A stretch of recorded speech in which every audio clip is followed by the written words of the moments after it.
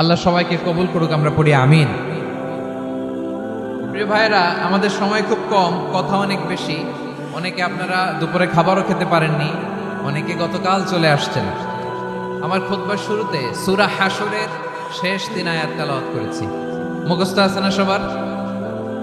বাংলাদেশে ফজরের নামাজে প্রত্যেক মসজিদে যখন তাসবিহ পড়ে, ইমাম সাহেব এটা তালিম দেয় না, তালকিন দেয় না? প্রিয় বারোয়াখালীবাসী, মুখস্থ আছে না সবার? জি ইনশাআল্লাহ। আজকে সূরাতুল হাশরের এই শেষ 3 আয়াতের তাফসীর আপনাদের সামনে উপস্থাপন করার চেষ্টা করব ইনশাআল্লাহ। কোরআনের অনেক জায়গায় আল্লাহ তাআলা নিজের পরিচয় দিয়েছেন। নিজের পরিচয় তিনি বিভিন্ন আয়াতে বিভিন্ন সূরায় পেশ করেছেন। 3টি জায়গায় খুব এক্সক্লুসিভলি আল্লাহ তাআলা নিজের পরিচয় দিয়েছেন। এক হচ্ছে সূরা বাকারার 255 নম্বর আয়াতে, মানে আয়াতুল কুরসি।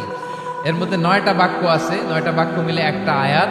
এই আয়াতে আল্লাহ তাআলা খুব চমৎকার ভঙ্গিমায়, চমৎকার ভাষা শৈলী ব্যবহার করে, খুব উচ্চাঙ্গের আরবি সাহিত্য দিয়ে একটি আয়াত নাজিল করেছেন। এই আয়াতটার নাম হচ্ছে আয়াতুল কুরসি। বিশ্বনবী বলেন, মান কারা আয়াতুল কুরসি দুবুরা কুল্লি সালাতিন মাকতুবাতিন লাম ইয়ামনাহু মিন দুখুলিল জান্নাতি ইল্লাল মাউত।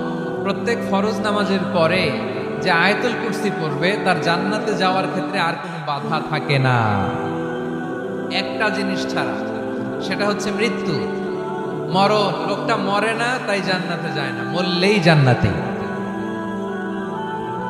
এই আয়াতুল কুরসির এই আয়াতে আল্লাহ তাআলা খুব স্পষ্টভাবে নিজের পরিচয় তুলে ধরেছেন। আবার সূরাতুল ইখলাসের ভেতরে আল্লাহ তাআলা খুব চমৎকার ভঙ্গিমায় তিনি নিজের পরিচয় তুলে ধরেছেন। অনুরূপভাবে সূরা হাশরের শেষ 3 আয়াতেও আল্লাহ তাআলা খুব চমৎকার ভাবে নিজের পরিচয় তুলে ধরেছেন। আওয়াজ করে পড়ুন সুবহানাল্লাহ। আমরা সূরা হাশরের শেষ 3 আয়াতের তাফসীর আজকে আমরা শুনব। আসুন আমরা আমাদের রবকে চিনে নেই। আজকের আলোচনার টপিক হচ্ছে আসুন আমাদের রবকে চিনি। আসুন আমাদের, সবাই বলুন, আসুন আমাদের রবকে চিনি। আজকের আমার ঢাকা বিভাগের প্রোগ্রাম থেকে, এই নবাবগঞ্জ বারোয়াখালীর প্রোগ্রাম থেকে আমরা আমাদের রবকে চিনে যাব ইনশাআল্লাহ। বলেন সবাই।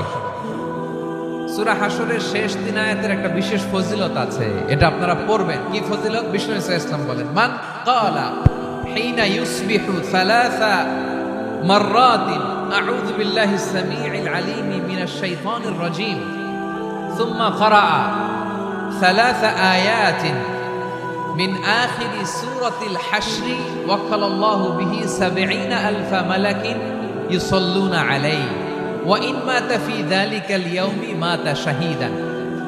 বিশ্বনবী মুহাম্মদুর রাসূলুল্লাহ সাল্লাল্লাহু আলাইহি ওয়াসাল্লাম ইরশাদ করেন, যে ব্যক্তি সকাল বেলা 3 বার তেলাওয়াত করবে আউযু বিল্লাহিস সামিউল আলীম মিনাশ শাইতানির রাজীম, এরপরে সূরা হাশরের শেষ 3টি আয়াত তেলাওয়াত করবে, রব্বুল আলামিন ওই ব্যক্তির জন্য 70,000 ফেরেশতা নিয়োগ দিবেন, যারা সারা দিন ওই লোকের জন্য মাগফিরাতের দোয়া করবে।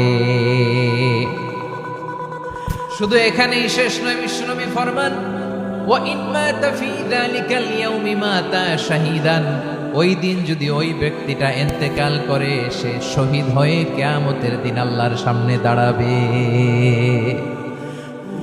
সকালবেলা যদি পড়েন 3 বার আউযু বিল্লাহিস সামিউল আলীম মিনাশ শাইতানির রাজীম 3 বার পড়ে সূরা হাশরের শেষ 3 আয়াত যদি তেলাওয়াত করেন, তাহলে আপনার জন্য আল্লাহ তাআলা 70,000 ফেরেশতা নিয়োগ করবে। সারা দিন তারা আপনার জন্য মাগফিরাতের দোয়া করবে। আর ওই দিন ইন্তেকাল করলে আল্লাহ তাআলা শহীদ হিসেবে আপনাকে কিয়ামতের দিন দাঁড় করাবে। সুবহানাল্লাহ, এত আস্তে। আবার সন্ধ্যাবেলায় যদি পড়েন, সারা রাতের জন্য 70,000 ফেরেশতা মাগফিরাতের দোয়া করবে।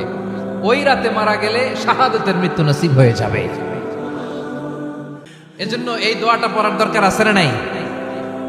আযকারুস সাবাহি ওয়াল মাসা, সকাল সন্ধ্যার যে জিকির, এই জিকিরের অন্তর্ভুক্ত করে নেবেন এই ওয়াজিফাটা।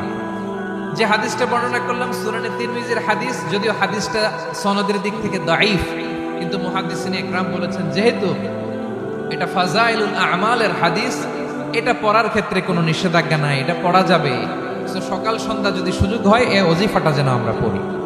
এই 3টি আয়াতের ভেতরে আল্লাহ তাআলা তার 14টি গুণবাচক নাম উল্লেখ করে দিয়েছেন।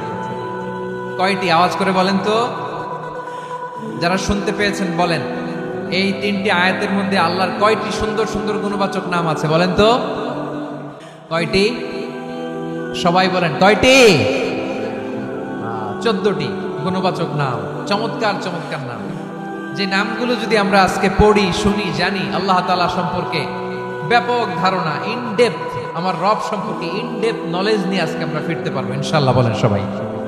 আসুন আমরা